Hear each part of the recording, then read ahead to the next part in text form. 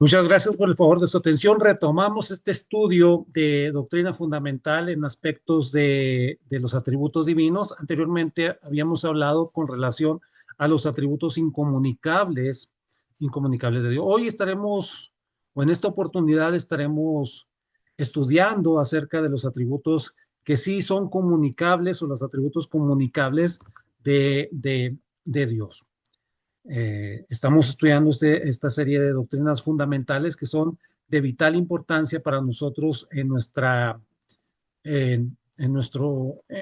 estudio de doctrinas básicas de la fe cristiana. Y entonces estamos hablando acerca de responder la pregunta, o estamos buscando, estamos intentando responder la pregunta que dentro de una manera, pues, que Dios se revela a nosotros, sí, pero sí responde a la pregunta, o sí podemos responder la pregunta de quién es Dios. ¿Quién es Dios? Bueno, tratamos de responder, ya hablamos quién es Dios y hablamos de la esencia, de la esencia de Dios, hablamos también de los que Dios se revela a nosotros a través de su nombre, pero Dios también se da a conocer a nosotros por medio de qué? Bueno, pues por medio de sus atributos. Y hablábamos anteriormente de los atributos incomunicables de Dios. Particularmente cuando hablamos de los atributos de Dios, podemos definirlo como aspectos de la perfección de Dios que se atribuyen al ser divino, por supuesto, en la escritura.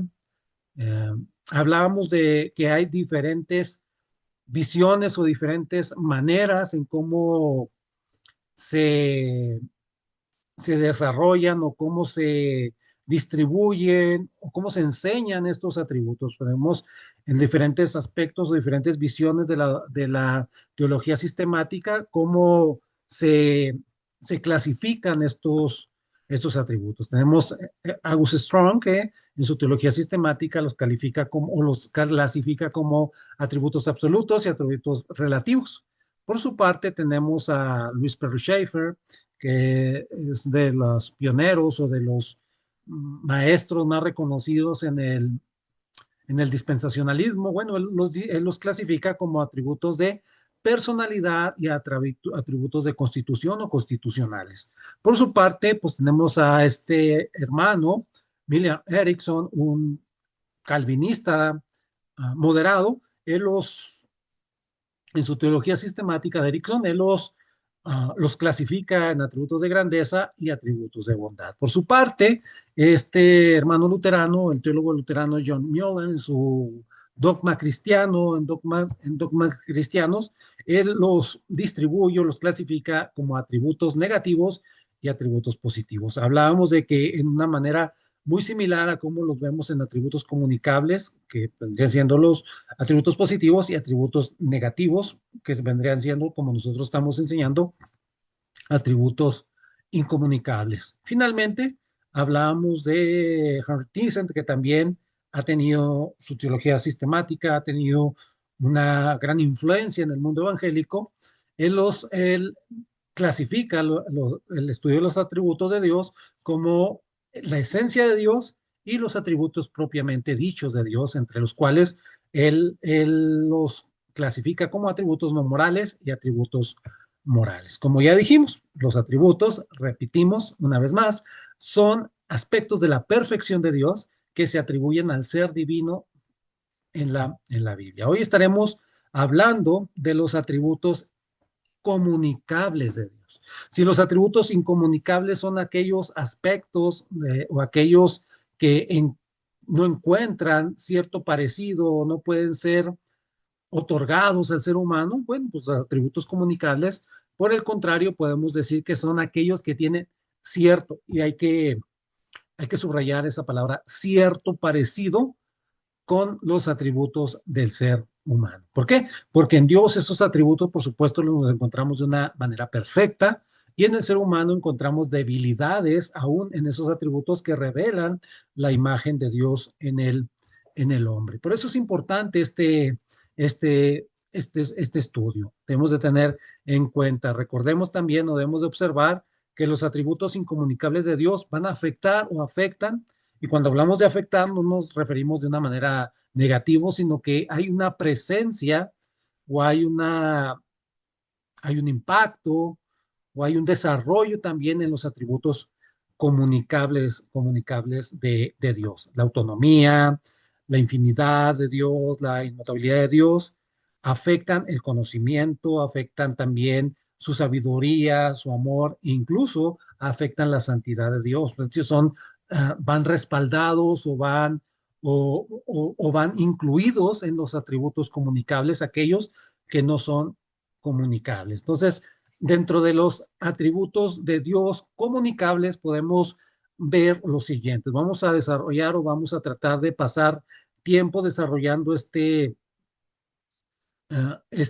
pensamiento de atributos comunicables, primeramente hablando de los atributos de Dios en el sentido de, primero, el conocimiento de Dios. Dios conoce todo.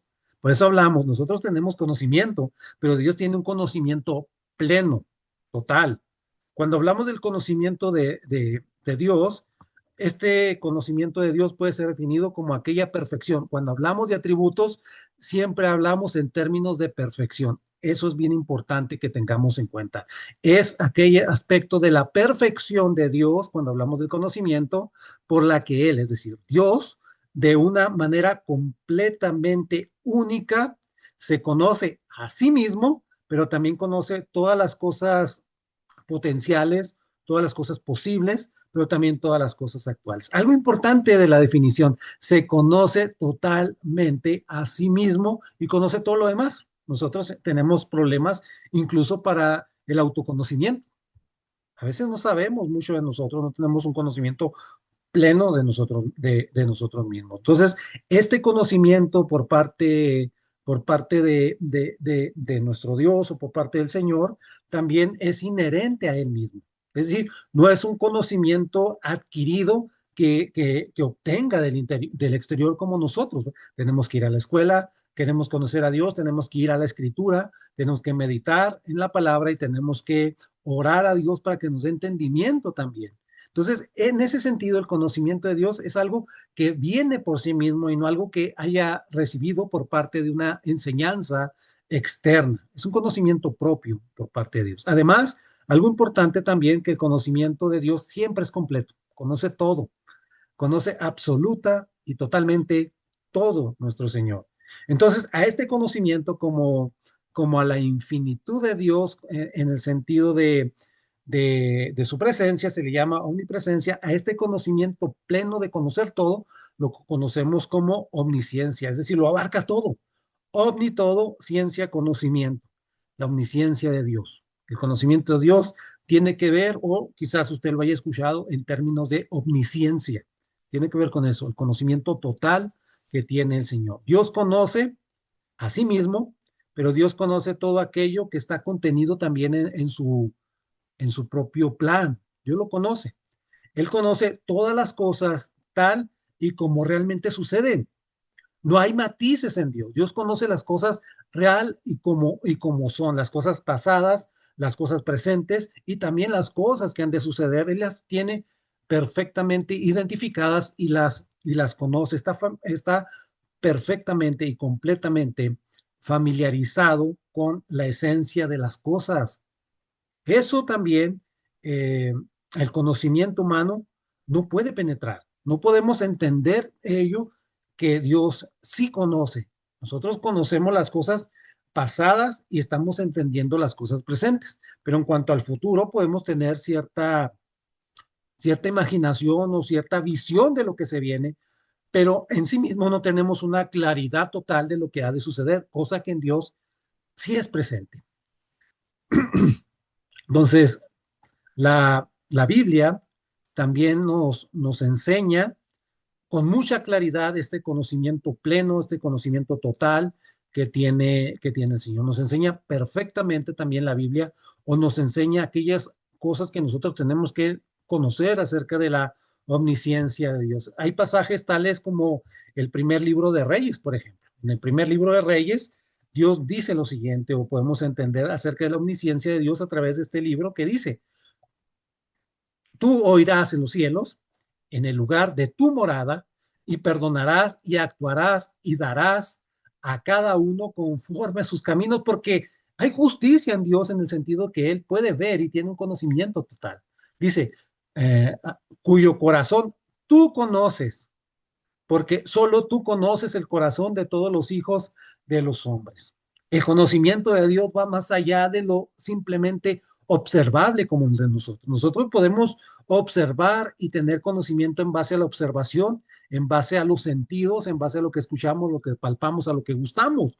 Pero Dios puede entender las motivaciones, puede entender y puede conocer aún lo que hay dentro de nuestro, aún dentro de nuestro corazón. Y solamente Él tiene ese conocimiento pleno para conocer incluso el corazón de cualquier ser humano.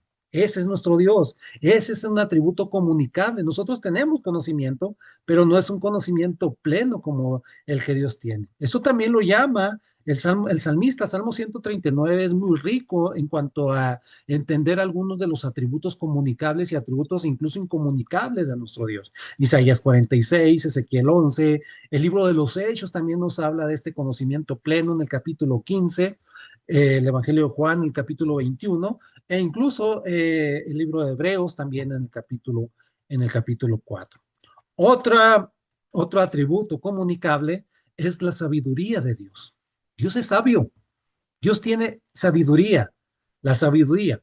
Se podría decir de la sabiduría de Dios que esta sabiduría, la sabiduría de Dios, es un aspecto también particular del conocimiento de Dios. Van ligados. La sabiduría de Dios es un aspecto particular del conocimiento que Dios tiene, un conocimiento pleno.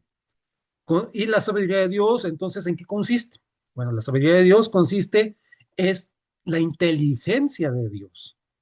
Y esta inteligencia se manifiesta cuando adapta los medios para lograr sus propósitos. Esa es la sabiduría de Dios. Él va a hacer cualquier cosa y va a lograr a través de su conocimiento pleno, utilizando su inteligencia para llevar a cabo sus propósitos. Dios es sabio, va a cumplir lo que él ha establecido.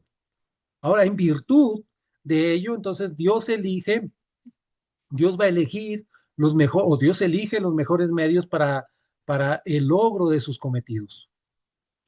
Por supuesto, aquellos cometidos y aquellos propósitos que, por supuesto, Él tiene en mente.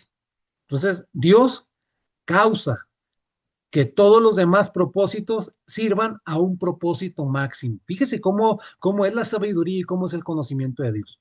Todo esto tiene que redundar en la gloria de Dios. Todo esto tiene que llegar a la gloria de Dios. Como dice Pablo a los romanos, qué profundas son las riquezas de la sabiduría y del conocimiento de Dios.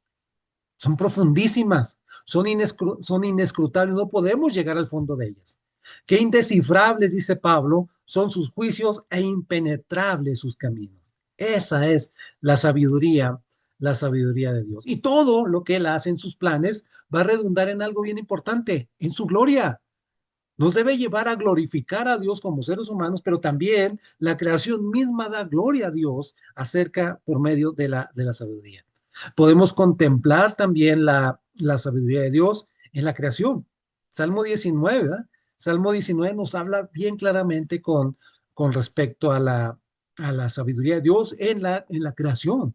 El salmista es muy rico en eso. Tenemos el Salmo 104 también, que es muy rico y nos habla, todo el Salmo 104 nos habla de esa sabiduría manifestada por Dios por medio de la creación. La vemos también en la providencia de Dios, como dice Romanos 8:28, un versículo muy, muy conocido que podemos dar gloria a Dios porque todas las cosas a los que aman a Dios ayudan para bien. Esa es sabiduría de Dios. Establece un determinado propósito para nuestra vida y permite que ocurran ciertas situaciones. ¿Para qué? Para que nosotros crezcamos y que sea una ayuda, aquello bueno, aquello malo, aquello agradable, aquello desagradable, aquello que esperamos y aquello que es inesperado, todo ayuda para bien. Todo nos ayuda y todo redunda también en la gloria de Dios. Y también, por supuesto, en la obra, en la obra de la redención, también observamos esa sabiduría por parte del Señor. Él tuvo el plan desde el principio para llevar a cabo nuestra redención. Todas las cosas ayudan a bien, dice Pablo a los romanos. Finalmente también observamos un atributo comunicable de Dios en términos de la bondad de Dios. La bondad de Dios, que es un aspecto del amor de Dios. El salmista también nos habla mucho acerca, pero el Evangelio de Mateo también habla acerca de ellos y el libro de los Hechos en el capítulo 14 también nos comunica acerca de la bondad de Dios. Dios es bueno en sí mismo. Dios es bueno. Eso no cabe la menor duda. Todos decimos, incluso las personas que no tienen un conocimiento bíblico, también hablan de Dios en términos de Dios es bueno. Cantamos porque Dios es bueno y todo aquello. ¿Por qué? Porque Dios es bueno en sí mismo. Dios es bueno. Es decir, que Dios goza de una perfecta santidad. Note, la bondad de Dios, la bondad de Dios va en relación con su santidad, con la santidad de Dios. Ahora, sin embargo, no es la bondad de Dios a la que nos referimos aquí.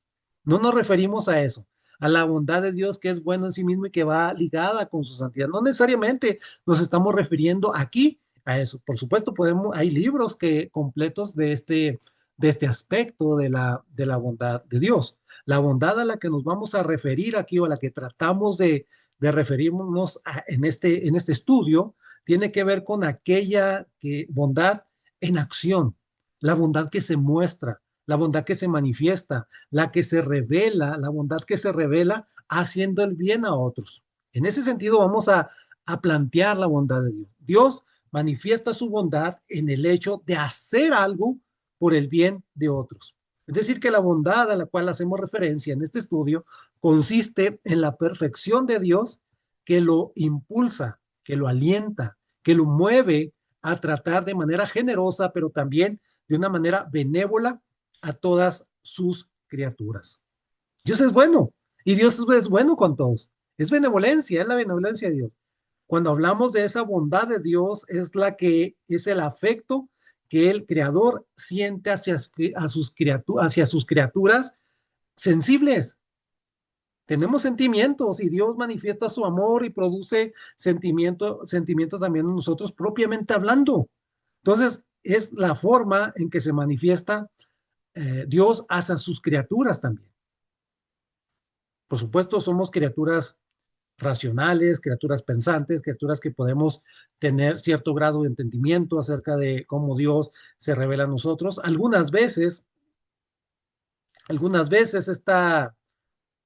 esta bondad de Dios se manifiesta de distintas maneras, de distintos modos. La bondad de Dios se manifiesta de distintas formas hacia nosotros también. Podemos ver que muchas veces la bondad de Dios también actúa de diferentes formas. A veces se le conoce como el amor benevolente o lo que en teología muchos teólogos conocen o llaman la gracia común. ¿Qué es la gracia común? Bueno, básicamente que Dios es bueno y tiene bondad hacia todo ser humano, hacia toda su creación, independientemente de la fe que tenga. Es decir, que la gracia común o el amor benevolente por parte de Dios se designa al hecho o se refiere a que esta generosidad, esta bondad por parte de Dios es totalmente inmerecida, va ligada con su gracia. Por eso es gracia común.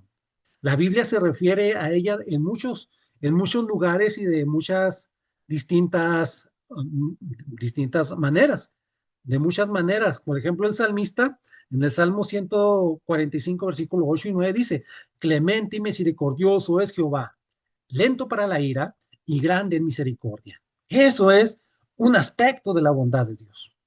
Es lento para la ira, pero es pronto para mostrar misericordia. Bueno es Jehová para con todos,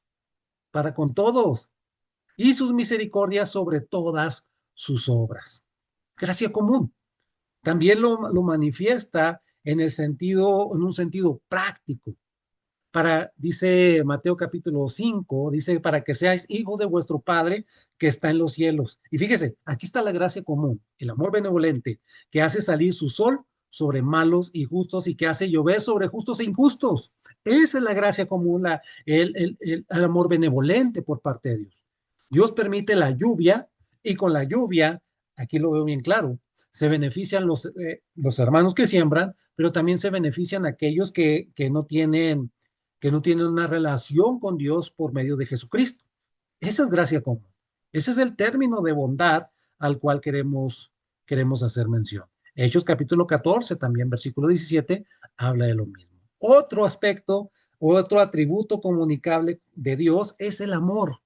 Es el amor. Aquí vamos a desarrollarlo de una manera más profunda y vamos a tomar un poco más de tiempo para desarrollar el amor de Dios.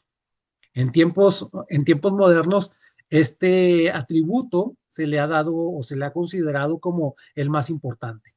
Dios nos ama, Dios es amor, Dios es amor, Dios te ama, Dios está contigo. Se le da una importancia, dice, todos los demás atributos, todo el ser de Dios se manifiesta en amor porque Dios es amor. Se le da esa importancia en la actualidad. Y no estoy diciendo que no sea importante, pero según lo que se enseña, que todos los demás atributos o todo lo demás, toda la esencia de Dios incluso, deben ser, eh, deben ser interpretados en función de su amor. Sin embargo, algo importante que tenemos que hacer notar en este estudio es que no existe razón bíblica, no existe razón suficiente para considerarlo como más importante que los demás. Todos son de una particular y, y igual importancia. Todos tienen su importancia, todos tienen su razón de ser y todos, de cierta manera, todos deben ser enseñados y familiarizados, porque recordemos que todos van unidos, todos los atributos de Dios van unidos. Entonces, particularmente tenemos en mente en este estudio, cuando hablamos del amor de Dios, hay distintas clases de amor de Dios, pero particularmente aquí tenemos en mente el amor complaciente de Dios. La bondad de Dios tiene que ver con el amor benevolente de Dios, que es la gracia común que Él hace salir el sol sobre justos e injustos. Aquí estamos hablando del amor complaciente de Dios, lo que Dios te complace, lo que Dios ama hasta cierto punto incondicionalmente, ¿verdad? Eso es lo que vamos a enfatizar en este estudio. Bueno, ese amor complaciente es en el cual Dios o en el cual se deleita en la contemplación de sus propias perfecciones infinitas, pero también en la de las criaturas que reflejan su imagen moral por parte de Dios. Entonces, podemos considerar este amor también desde varios puntos de vista. Este amor lo podemos considerar desde varias aristas o desde varios puntos de vista, tales como, podemos decir, el amor de Dios en la gracia. La gracia de Dios es una manifestación del amor de Dios. El amor de Dios es manifestado por medio de su gracia. Podemos considerar el amor de Dios desde varios puntos de vista. Entonces, la gracia de Dios. ¿Qué es la gracia de Dios? Bueno, de acuerdo al sentido de la Escritura, también, o como el sentido que le da la Escritura al término de la gracia de Dios, podemos decir que la gracia de Dios consiste en el amor inmerecido, por eso es gracia, porque sí es parte del amor, pero nadie merece en un sentido el amor de Dios. Es el amor inmerecido de Dios hacia aquellos que no solamente han perdido el derecho a recibirlo, sino que por naturaleza se encuentran bajo juicio condenatorio. Esa es la gracia de Dios. Dios da de su amor a aquellos que no merecen recibir su amor y su gracia o su gracia amorosa, sino que por el contrario están bajo un juicio condenatorio, ya están condenados. Esa es la gracia de Dios. Es decir, que la gracia de Dios es la fuente de ¿qué? De todas las bendiciones espirituales que nos han sido concedidas como pecadores indignos. No merecemos nada de lo que Dios nos da. Sin embargo, Dios en su gracia nos da aquello que no merecemos. Y eso Pablo a los Efesios lo dice de una manera bien, pero bien clara. Dice Pablo, para mostrar en los siglos venideros las abundantes riquezas de su gracia, es decir, por medio de Jesucristo, en su bondad para con nosotros en Cristo. Es rico en gracia. porque por gracia sois salvos, ese es el contexto, por medio de la fe. Y no de vosotros, pues es donde Dios dice, ni siquiera tenemos la facultad inherente para generar fe en nosotros, sino que la fe es resultado de Dios abriendo los ojos del pecador y por consiguiente, al ser aceptados por gracia, podemos también recibir los favores que la gracia conlleva. Pues es donde Dios, hablando de la fe, no por obra nadie se puede salvar por medio de lo que hace, para que nadie presuma. Incluso las buenas obras que podemos realizar, Dios ya las puso de antemano para que nosotros nos condujésemos por medio de ellas. Dice también Tito, el libro Tito, Tito dice que en verdad Dios ha manifestado a toda la humanidad su gracia. ¿En quién? Pues en Jesucristo. Y la gracia de Dios nos trae salvación en Jesucristo. Observamos y vemos la manifestación de la gracia de Dios, el amor inmerecido. Merecemos la condenación, sin embargo, Dios en su gracia manifestó esa gracia por medio de Jesucristo y por ello podemos obtener la salvación. Y eso habla también Tito. Otro aspecto, otro punto de vista otro punto de vista con respecto al amor de Dios es la misericordia de Dios. Tiene que ver con el amor de Dios. Dios en su gracia nos da lo que no merecemos a aquellos que merecemos ser condenados. Dios en su misericordia no nos da lo que verdaderamente merecemos por estar bajo el juicio condenatorio. Ese es el amor complaciente de Dios. Este es otro aspecto del amor de Dios, es esta misericordia o algunos textos, algunas versiones de la Biblia hablan de un tierno amor, de su tierna compasión, hablan de misericordia en términos de compasión. La misericordia es el amor de Dios hacia aquellos que, excluyendo sus deseos, se encuentran en miseria o en dolor. Para recibir misericordia necesitamos forzosamente ser miserables.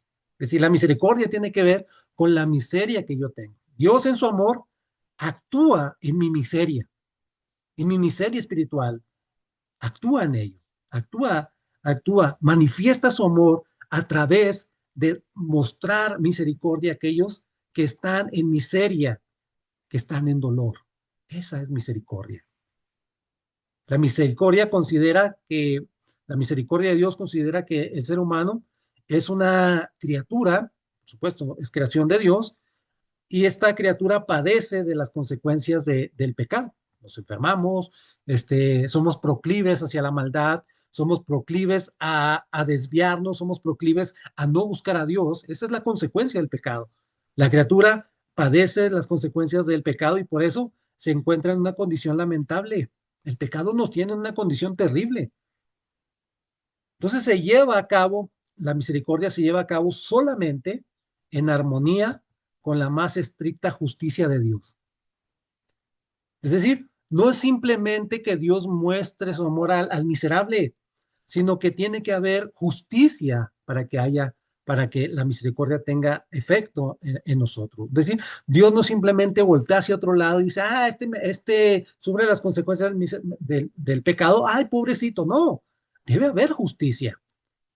¿Por qué? Porque esto es a causa, entonces, la misericordia, en el más estricto de los términos, es a causa de nuestro Señor Jesucristo. No es por nuestros méritos, porque ¿qué tiene de mérito un miserable? Ninguno. Es por los méritos los méritos precisamente de nuestro Señor Jesucristo. Como dice Efesios 2:40, 2:4, 2:45, 2:4, 2:4 y 5. Hay muchos pasajes que hablan de la misericordia. Dice que Dios es rico en misericordia. Dios tiene abundancia de misericordia. Y por esa misericordia, por su gran amor por nosotros, el gran amor con el que nos amó, dice la Reina Valera, nos dio vida en Cristo. Estando muertos, estando sufriendo las consecuencias de nuestro pecado a causa de nacer y vivir y elegir pecar, entonces Dios en su misericordia no solamente nos otorga favores, sino que nos da la vida, la regeneración, aun cuando estábamos muertos en pecado. Por supuesto, tiene que haber una regeneración para que nosotros podamos recibir esa misericordia de salvación por parte de Dios. Por gracia, entonces, ustedes han sido salvos. Y también hablamos desde otro punto de vista del amor de Dios, de la paciencia de Dios. El amor incondicional, el amor incondicional de Dios. Cuando hablamos de la paciencia o cuando consideramos el amor de Dios, que soporta a los insolentes y a los malvados, también se dice entonces que de su paciencia o de su tolerancia. Cuando hablamos Dios tolera o Dios soporta a los insolentes y malvados, hablamos de que Dios es paciente o que Dios tiene tolerancia. Entiéndase tolerancia no en el sentido que en la actualidad se da. ¿Qué es en la actualidad tolerancia? Tolerancia tiene que ver con una aceptación total a las acciones del otro. Ah, yo soy tolerante, yo te aplaudo aunque no esté de acuerdo. No, tolerancia es, a pesar de que no estoy de acuerdo, yo voy a actuar y voy a mostrar mi amor hacia usted. Esa es la paciencia de Dios. Esa es la paciencia de Dios. La paciencia de Dios contempla también que contempla al pecador que pese a las repetidas amonestaciones o advertencias que Dios nos da a cada uno de nosotros o las advertencias que Él hace, este pecador sigue actuando en pecado, sigue pecando y se manifiesta de manera particular en qué? En, en posponer o en retrasar, humanamente hablando, porque Dios tiene estipulado su tiempo, en retrasar o posponer el juicio que dicho pecador merece. Es decir, Dios dice que aquel que todo que peque merece la muerte. Y en Juan capítulo 3 dice que no vamos a ser, que no va a ser condenado el que no cree, sino que ya es condenado precisamente porque no cree. Simplemente que la ejecución se pospone de alguna manera y es retrasada. Por ejemplo, segunda de Pedro, capítulo 3 versículo 9 es un versículo muy citado que tiene que ver con eso, ay, Dios no va a venir y que ya hubiera vuelto y todo eso. Y dice, no, no lo tomes por tardanza. El Señor no retarda en cumplir su promesa, porque algunos entienden que ha tardado, ¿por qué? Porque no es fiel en cumplir su promesa. Más bien, Él tiene paciencia con ustedes. ¿Y cuál es el propósito de esa paciencia que Él tiene?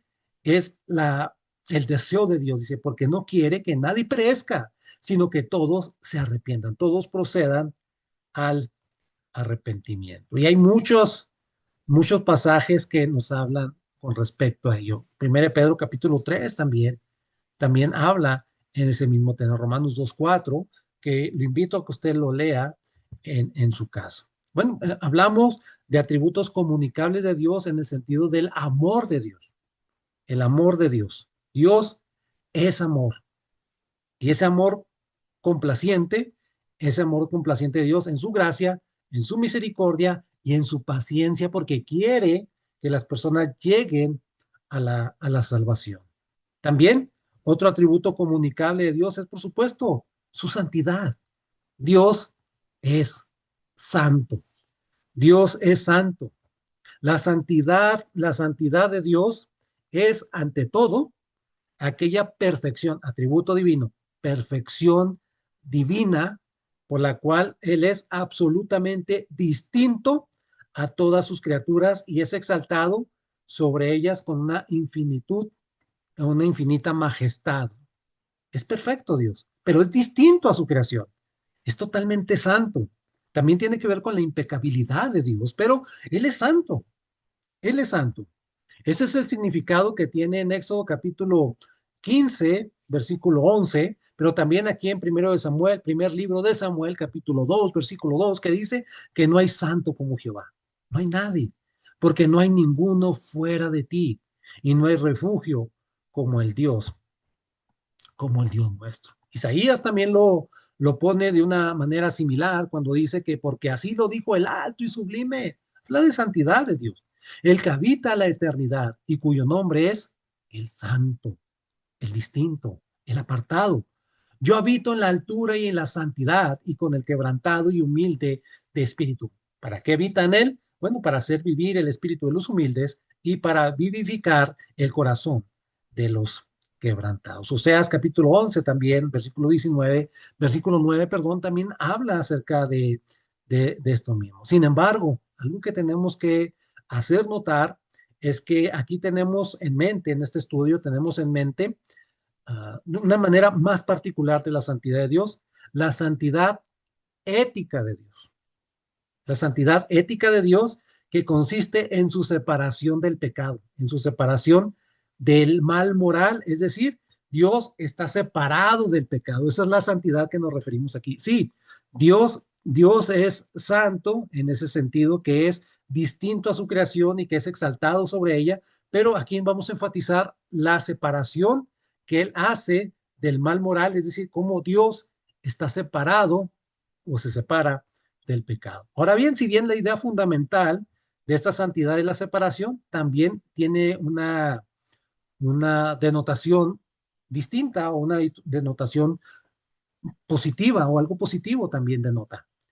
¿Qué es lo que denota? Bueno, la excelencia moral o la perfección ética de nuestro Dios.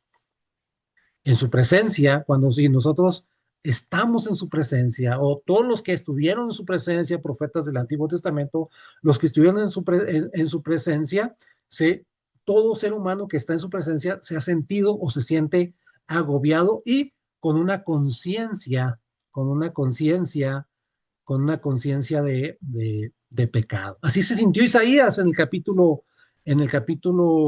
6, ¿no? Así se sintió Job.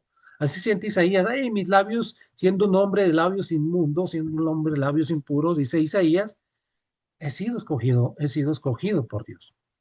La santidad o la perfección ética de Dios o la santidad de Dios, podemos definirla como aquella perfección de Dios, volvemos a, volvemos a lo mismo, perfección en Dios o perfección de Dios, en virtud de la cual Él eternamente ordena y mantiene. Esos dos son términos importantes. Ordena y mantiene. ¿Qué mantiene y qué ordena? Su propia excelencia moral.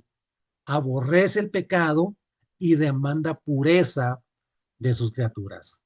Él ordena y mantiene lo que Él es, pero también por lo mismo que Él es santo y que tiene una perfección moral, por lo tanto aborrece el pecado y porque aborrece el pecado, entonces demanda de nosotros sus criaturas racionales y sus criaturas morales. ¿Qué demanda? Bueno, demanda también una, una pureza por parte de nosotros. Ese es un atributo comunicable por parte de Dios, su santidad. Y también observamos que Dios es santo y dice que sin santidad nadie verá al Señor. La buena noticia es que Dios también nos da de su santidad, nos imputa o nos pone en nuestra cuenta tal santidad. Otro atributo comunicable por parte de nuestro Señor es su justicia. Dios es perfectamente justo, la justicia de Dios. Ahorita vamos a desarrollar también esta justicia de Dios de una manera un poco más amplia para que lo entendamos de una mejor manera. La justicia de Dios, la justicia de Dios está estrechamente relacionada precisamente con su santidad. Van juntas. Santidad y justicia van, se entienden en el mismo combo, si queremos usar esa expresión. Y la justicia de Dios, a diferencia de la santidad, ¿en qué consiste? Bueno, consiste en la perfección de Dios, por la cual Él se mantiene contra toda violación de su santidad y también demuestra en todos los aspectos, su justicia demuestra que Él es santo, Él es éticamente perfecto. Entonces, eso se debe distinguir en diferentes aspectos, ¿no? Se debe distinguir en diferentes aspectos, en diferentes aspectos. La justicia de Dios debe ser entendida en estos diferentes aspectos de la justicia de Dios. Por un lado, tenemos la justicia rectora por parte de Dios. ¿Qué es la justicia rectora? Bueno, si Dios es justo, Él establece una justicia rectora para llevar a cabo su justicia. ¿Qué es la justicia rectora? Bueno, la justicia rectora es la rectitud que Dios manifiesta como soberano. Dios es el rey. Dios es el que establece tanto el bien como del mal. Él dice lo que es bueno y lo que es malo. Él establece la constitución acerca de lo que es una violación y lo cual es una actitud justa, digamos, es la justicia rectora, el que establece, el que rige, el que rige. En virtud de esta justicia, entonces, al ser él un Dios soberano, entonces él instituye un gobierno moral en el mundo. No sé si es notado, pero todo el mundo se rige por la moralidad. Simplemente cambian algunos aspectos, algunas visiones en lo cual es aceptado, ¿no? Eso es lo que establece a Dios en su justicia rectora, una moralidad de la cual gobierne también el mundo. Crean o no crean en Dios, hay una moralidad que se evidencia en todos y cada uno de los países, pero también impone una ley justa sobre el ser humano, pero hay promesas de recompensa para el que cumple lo que él establece, al que es obediente y recompensa para el obediente, pero también hay una amenaza de castigo para aquel que ejecuta la desobediencia. Hay pasajes también que son claro ejemplo de lo que estoy diciendo. Uno de ellos es Isaías capítulo 33, el verso 22, que dice, porque Jehová es nuestro juez, es el que determina, es el que determina si se violó la ley o si no se hizo lo adecuado. Si se merece un castigo o se merece una recompensa. Es nuestro legislador, es decir, él establece la ley. Él es el que fundamenta la ley. Y él es nuestro rey, es decir, es el que ejecuta la pena.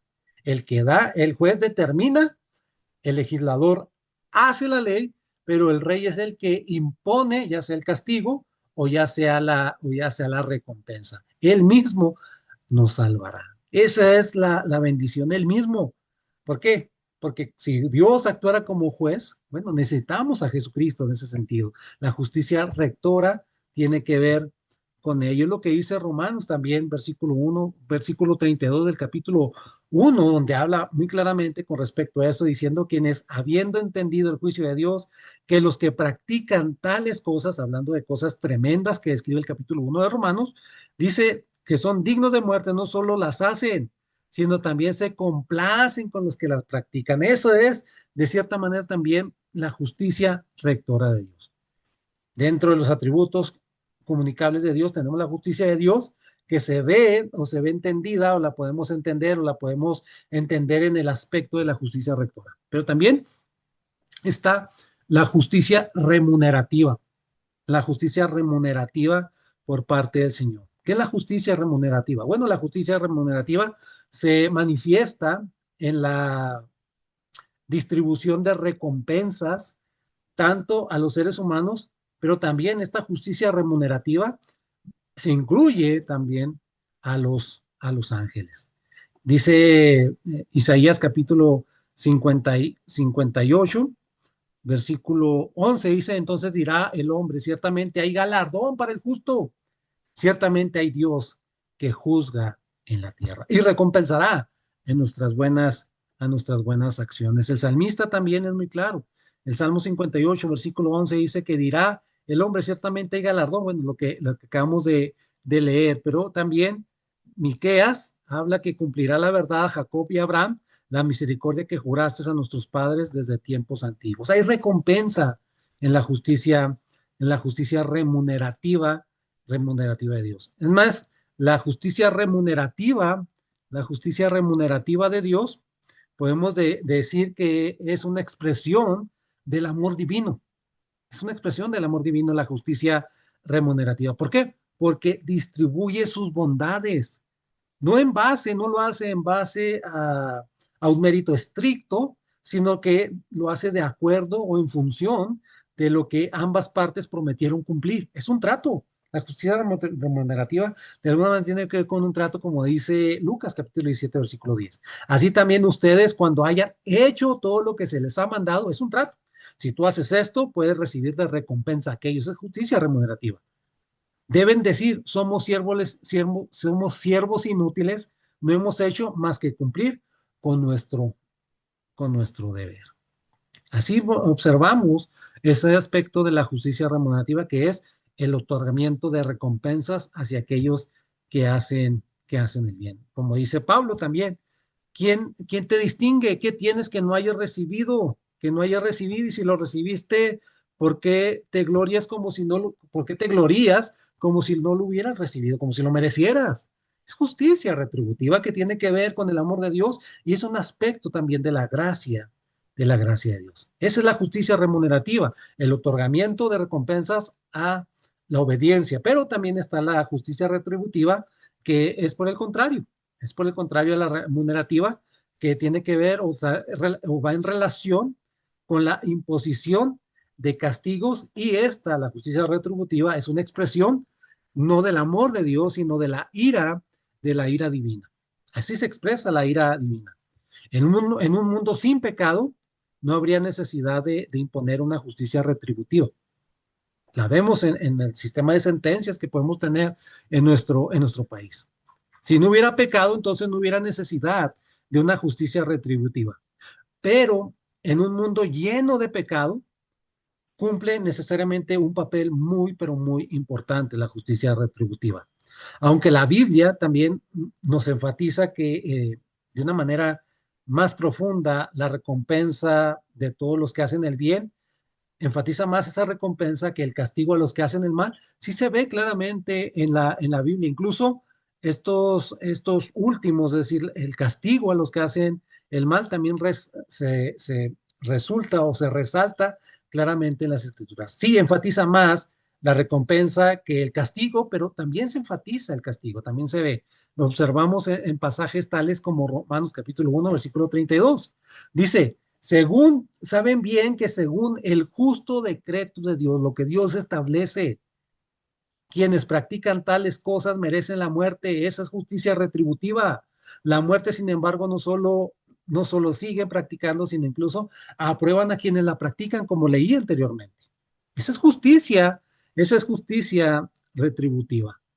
En el capítulo 2 también habla en el mismo sentido, a partir del versículo 8, cuando dice que ira y enojo a los que son contenciosos y no obedecen a la verdad, sino que obedecen a la injusticia. Y dice el versículo 9 de Romanos 2, tribulación y angustia sobre todo ser humano que hace lo malo, al judío primeramente, pero también al griego. Esa es justicia retributiva. Obras mal, hay una consecuencia debido también. Y podemos hablar también de segunda de Tesalonicenses capítulo 1, versículo 8 y 9. En ese sentido también es un claro ejemplo de la justicia retributiva cuando dice que habrá una retribución, dice, en llama de fuego para dar retribución. Aquí no solamente nos da el concepto, sino incluso la palabra, para dar retribución a los que no conocieron a Dios, no porque Dios no se revelara, sino porque ellos decidieron no conocer a Dios, ni obedecen al Evangelio de nuestro Señor Jesucristo, los cuales, ¿cuál será la retribución de no obedecer al Evangelio?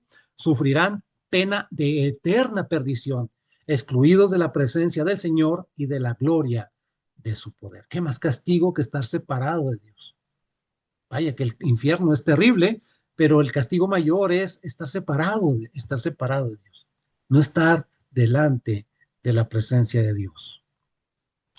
Vemos el penúltimo atributo comunicable de Dios es la veracidad de Dios. Dios es veraz, Dios es verdadero y es veraz, es Dios veraz.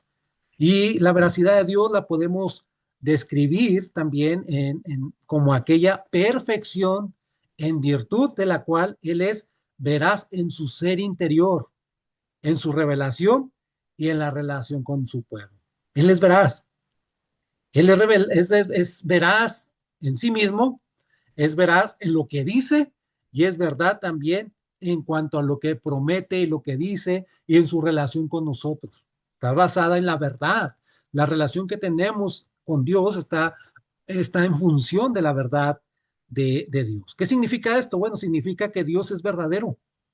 Dios es verdadero en contraste con los ídolos que no son verdaderos, que representan incluso lo absurdo y representan los ídolos, también representan lo malo. La veracidad de Dios significa también que Él conoce todas las cosas como realmente son. Y también significa que Él habilita al ser humano para conocer la realidad de las cosas. Nosotros podemos conocer la realidad de las cosas. Sin Cristo tenemos una visión una visión de la realidad, podemos definir ciertas realidades, pero con Jesucristo nuestro entendimiento de la realidad se expande y podemos conocer incluso lo incognoscible hasta cierto punto de revelación de Dios, y podemos conocer verdad de lo que es real en consecuencia o en diferenciación a lo que es mentira. Entonces también podemos conocer la realidad de las cosas y también podemos fielmente ver cómo Dios cumple sus promesas. Sus promesas, por supuesto, que van relacionadas con el pacto que Él establece. Este último aspecto que hemos detallado también, o este aspecto de la veracidad de Dios, también lo conocemos comúnmente como la fidelidad de Dios. La veracidad de Dios, podemos hablar de la veracidad de Dios como Dios es fiel. Dios es fiel. Y esa fidelidad de Dios es la base de nuestra esperanza, o es la base de la confianza que nosotros tenemos para con Dios. Tenemos fe con Dios y tenemos seguridad en Dios porque Él es fiel. Y porque Él es fiel es veraz. ¿Y por qué es fiel? Porque Él es veraz, porque no se desdice de lo que ha prometido. Es el fundamento también de nuestra esperanza, es el fundamento y la causa incluso de nuestra alegría. Vea lo que dice Números, capítulo 23, versículo 19, dice, Dios no es simple hombre, no es un simple mortal para mentir y cambiar de parecer. ¿Acaso no cumple lo que promete, ni lleva a cabo lo que dice? Dios hace lo que dice que va a hacer. Hay muchos aspectos. Primero, segunda a Timoteo, Segunda de Timoteo capítulo 2, versículo 13 dice que si fuéramos infieles, Él permanece fiel. Porque la fidelidad, la veracidad, la fidelidad de Dios no depende de nosotros, porque la fidelidad de Dios es un aspecto innegable, es un aspecto inherente a su propio ser, como dice Pablo. Él no puede negarse a sí mismo, porque Él es fiel. Nosotros somos infieles y podemos caer en la infidelidad hacia Dios, pero Dios sigue siendo fiel porque Él no puede negarse a sí, a sí, a sí mismo. Él sigue siendo fiel para nosotros. El libro de Hebreos también nos describe de una manera muy clara ese aspecto. Dice Hebreos capítulo 10, versículo 23, también el versículo 6, capítulo 6, versículo 17, pero el versículo 23 del capítulo 10, que va en antelación al no dejarnos de congregarnos, como algunos tienen por costumbre, dice, mantengamos firme y sin fluctuar la profesión de nuestra esperanza. ¿Por qué? Porque fiel es el que la prometió. Dios es fiel y va a cumplir su promesa porque Él es un Dios veraz. Finalmente, podemos hablar de la soberanía de Dios. Dios es soberano. Y bajo este encabezamiento general, podemos decir que podemos considerar la voluntad soberana de Dios. Vamos a hablar de la voluntad soberana de Dios. Dios hace su voluntad. Es decir, su soberanía al planear y dirigir los asuntos del mundo y también dirigir los asuntos de sus criaturas racionales como somos usted y yo. Entonces, vamos a considerar también el poder soberano de Dios. Dios no solamente tiene la soberanía para determinar, sino tiene el poder en su soberanía para actuar, nuestro Señor también. Vamos a hablar de la soberanía cuando ejecuta su voluntad. Vamos a enfatizar ese aspecto de la soberanía de Dios cuando Él ejecuta su voluntad. Dentro de esta soberanía podemos hablar de la voluntad soberana de Dios. Hay una voluntad soberana de Dios. Dios es soberano. Y esa voluntad soberana de Dios la considera la Escritura como la causa final de todas las cosas.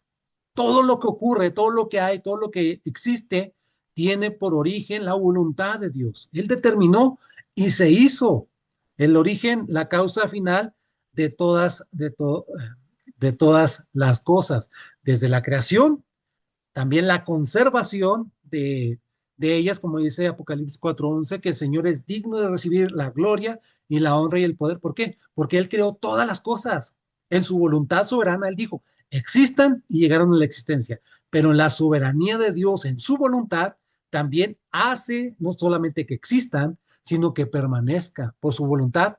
No simplemente fueron creadas, sino que en la actualidad existen y fueron creadas por la voluntad soberana de Dios. También vemos la voluntad de Dios en cuanto al gobierno, como dice el proverbista, capítulo 21 del libro de Proverbios, que como los repartimientos de las aguas, es decir, como canales de irrigación, así está el corazón del rey en las manos de Dios, lo mueve para donde él quiere.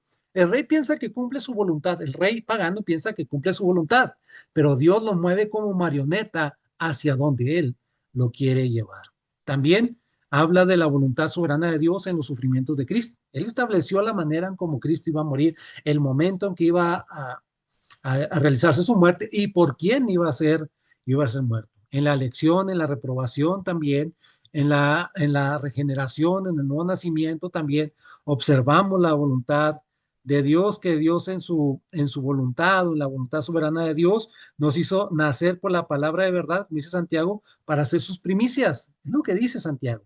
También habla de la voluntad soberana de Dios en la santificación, en los sufrimientos de nosotros como creyentes, también va incluida la voluntad soberana de Dios con un propósito que Él va a lograr. La vida, el destino del todo ser humano también está determinado por la voluntad soberana de Dios y también como podemos decir que incluso también como les leí, leímos también la vida y el destino del ser humano, en lugar de lo cual, como dice Santiago, debemos decir, si el Señor quiere, viviremos y haremos aquello. Es decir, es Dios en su voluntad el que nos permite realizar los planes que hemos anticipado.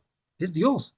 Y aún Dios es soberano en su voluntad en las cosas más pequeñas, incluso de la vida, que nuestros cabellos sean contados, que haya alimento en nuestra casa, que Dios nos tenga por hijo, todo eso, las cosas más pequeñas incluso de la vida, Dios tiene su mano poderosa puesta ahí.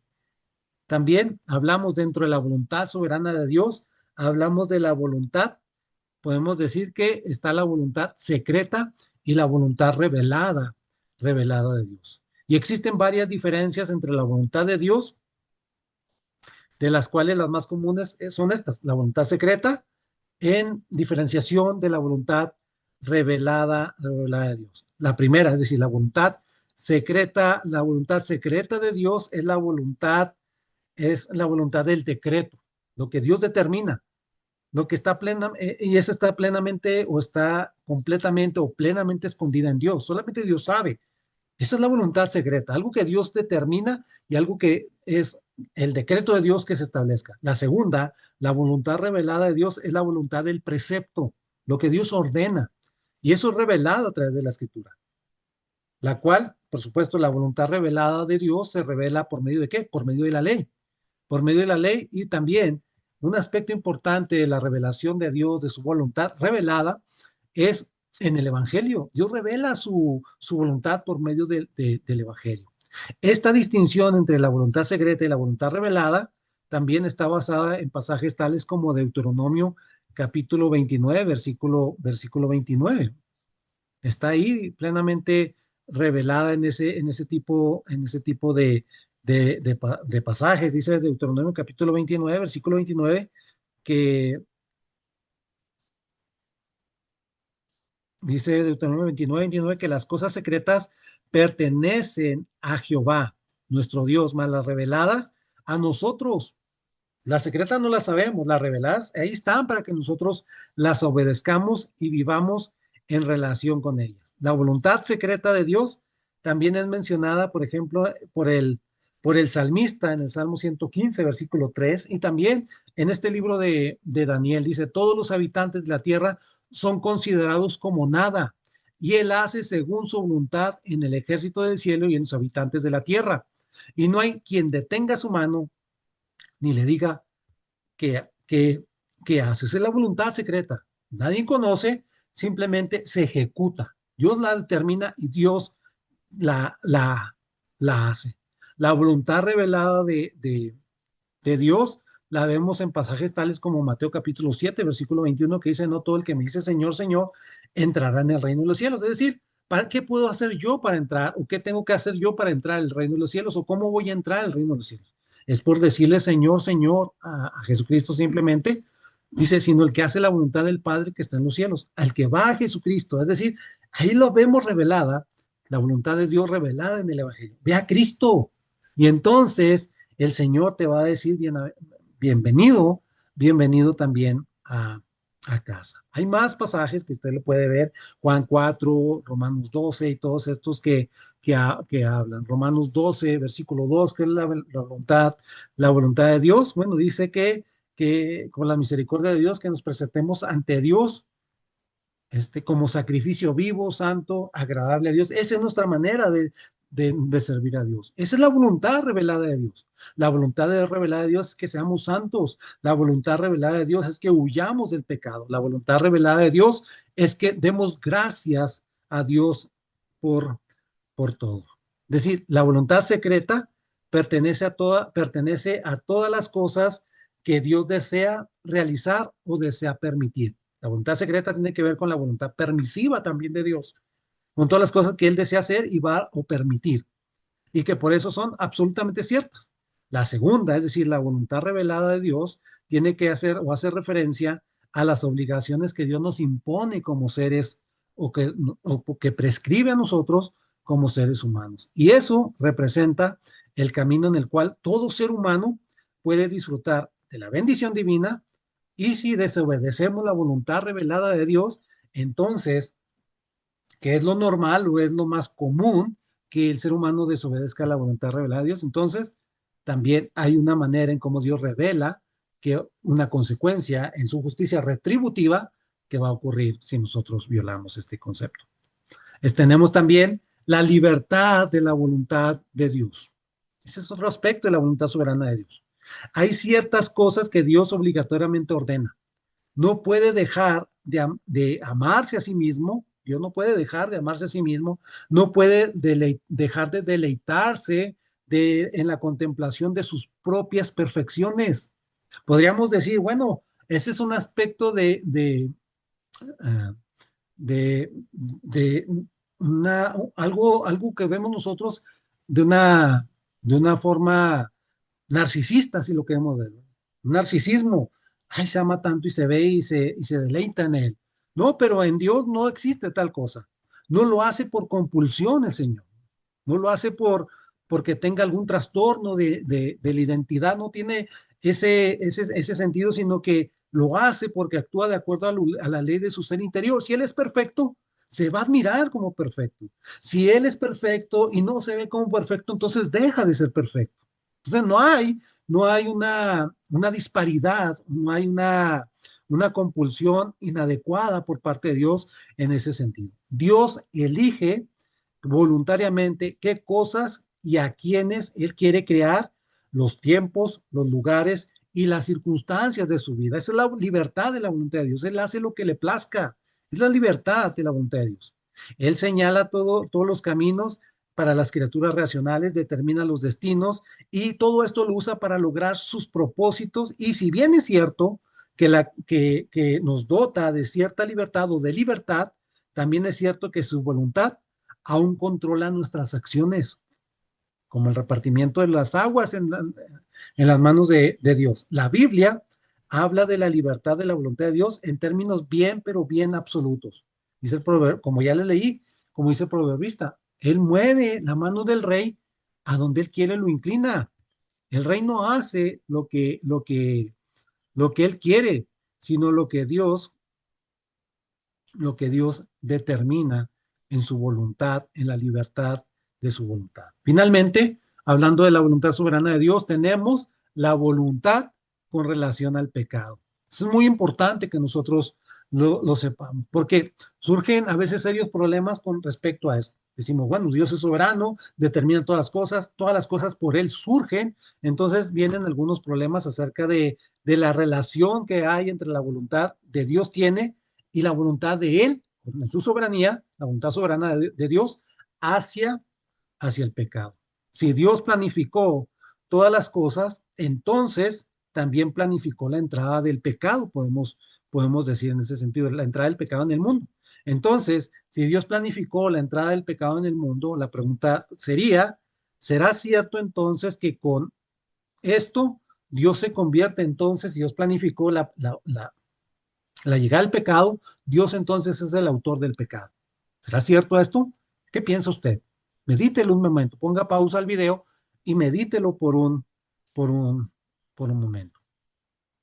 Sin embargo, tenga en cuenta que Dios mismo no decidió crear el pecado.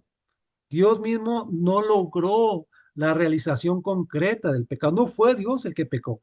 Él permitió que sus criaturas racionales pecaran o que pequen o que pequemos.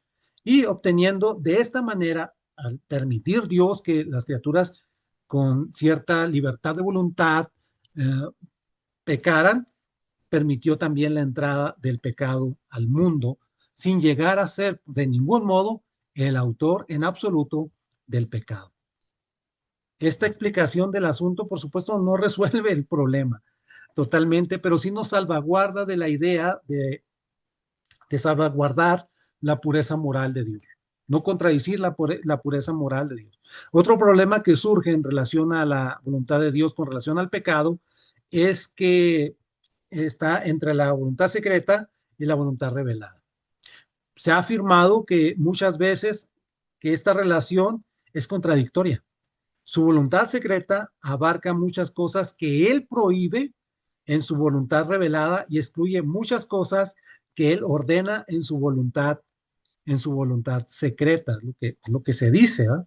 Es lo que se dice. Ponen, por ejemplo, el segundo libro de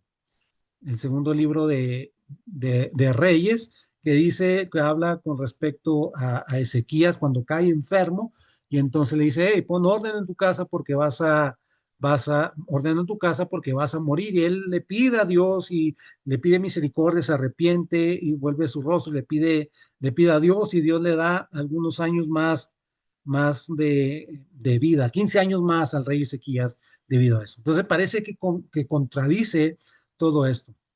Pero también es absurdo pensar que de acuerdo a su voluntad secreta, Dios se complace en el pecado y que de acuerdo a su voluntad revelada, Él no se complazca en el pecado, no se complace en el pecado. Entonces parece algo contradictorio. Entonces, el hecho de que Dios decretó el pecado entrara en el mundo no significa que Él se agrade de lo sucedido.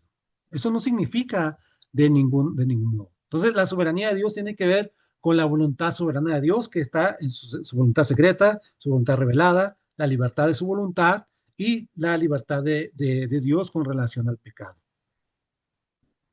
Hablando de la voluntad de Dios en relación al pecado, vemos cómo Él permite que estas personas maten al Señor Jesucristo en la cruz del Calvario. No los exime de ninguna manera de su responsabilidad hacia el Señor, ¿verdad? Hacia Dios, sino que Él usa esa pecaminosidad para llevar a cabo sus planes y que esto fuera un instrumento para que el Señor Jesucristo llegara a la cruz. Hablamos del poder soberano, el poder soberano y la omnipotencia de Dios. Entonces, la soberanía de Dios también se manifiesta por medio del poder divino, es decir, por medio de su omnipotencia. Es decir, que por medio del poder para ejecutar su voluntad. Dios no simplemente dice, sino Dios hace. Ese es el poder de la omnipotencia de Dios. La omnipotencia de Dios no debería ser entendida como que Dios puede hacer cualquier cosa. Esa no es la omnipotencia de Dios. A veces pensamos, omnipotencia es poder. Él puede hacer cualquier cosa. Y en realidad pudiéramos decir que sí, pero no también. Ah, caray, hay una contradicción. No, la Biblia nos dice que hay muchas cosas que Dios no puede hacer, porque su perfección le impide hacer cosas. Por ejemplo, Dios no puede mentir, no puede mentir, porque Él es veraz. Dios no puede cambiar porque Él es inmutable. Dios no puede negarse a sí mismo, no puede negarse. Dios no puede negarse a, a sí mismo. No puede hacer nada de eso el Señor. No puede hacer de ninguna manera nada de esto nuestro Señor. Por eso dice 2 Timoteo, si fuésemos, él se mantiene fiel porque Él es fiel. Él es así. Él no puede negarse así a sí mismo. Dice Génesis también, el libro de Génesis, vamos a verlo más adelante. Podemos decir también que, como decían los escolásticos, aquellos maestros de la Media, ellos estaban equivocados porque decían que Dios es tan poderoso y Dios tiene tanto poder, es omnipotente, que Él puede incluso aniquilarse a sí mismo. Ah, qué cosa más alejada de la realidad. Es más correcto que nosotros digamos que en virtud de su omnipotencia y por medio del simple ejercicio de su voluntad, entonces Dios puede realizar cualquier cosa que Él ha decidido llevar a cabo, pero que en su perfección, si podemos llamar una limitación, aunque no es tal, Dios no puede hacer lo malo, Dios no puede pecar, Dios no puede cambiar, Dios no puede mentir. ¿Por qué? Porque eso va en contradicción a su perfección, a la perfección de Dios. Y él así, y si él así lo quiere, también podría hacer más de lo que actualmente acontece, como leemos en Génesis 18, versículos 3 y 14. Pero el Señor le dijo a Abraham: ¿por qué se ríe Sara? ¿No cree que podrá tener un hijo en su vejez? ¿Acaso hay algo imposible para el Señor? Y vemos que cumple su promesa. Dios puede hacer cualquier cosa. Dios establece un tiempo para donde la mujer puede concebir y dar a luz, pero también en su omnipotencia puede llevar a cabo, en sus propósitos puede cambiar para llevar a cabo ese tipo de milagros como el que se fue realizado por parte de, por parte del Señor a, a Sara y por supuesto también a Abraham. La omnipotencia entonces de Dios se expresa en el nombre El Shaddai, el Dios Todopoderoso. Y se menciona también abiertamente en otros pasajes de la escritura, también se manifiesta ahí en esos otros pasajes de la escritura, tales como en Job, en Salmos, en Jeremías y todo esto. Entonces, recapitulemos. Atributos comunicables son aquellos que tienen cierto parecido con los atributos del ser humano que están presentes de una manera perfecta en Dios y de una manera imperfecta en cada uno de nosotros. La soberanía de Dios, la veracidad de Dios, la justicia de Dios, la santidad de Dios, el amor de Dios, la bondad de Dios que nos permite recibir muchos de sus beneficios, la sabiduría y por supuesto el conocimiento de Dios. Bendito sea nuestro Dios que se nos da a conocer de una manera perfecta y de una manera plena, única y exclusivamente por medio de Jesucristo. Gracias porque Dios pone en nosotros esa impronta de su imagen para que nosotros a través de nuestro conocimiento, aunque limitado, de esa capacidad de distinguir entre lo verdadero y lo falso, de también, de cierta manera, mantenernos apartados en santidad, aunque imperfecta también, podemos, podemos reflejar la imagen de Dios. Gracias a Dios que todo ser humano refleja su imagen, aunque de manera imperfecta. Nosotros como creyentes estamos destinados a que Él va a cambiar nuestro carácter de gloria en gloria a su misma imagen. Gracias a Dios por su amor inmutable y por su amor que tiene para con nosotros en Cristo Jesús. Dios le bendiga y nos vemos en otra oportunidad con otro estudio y le agradezco por el favor que su atención me brinda.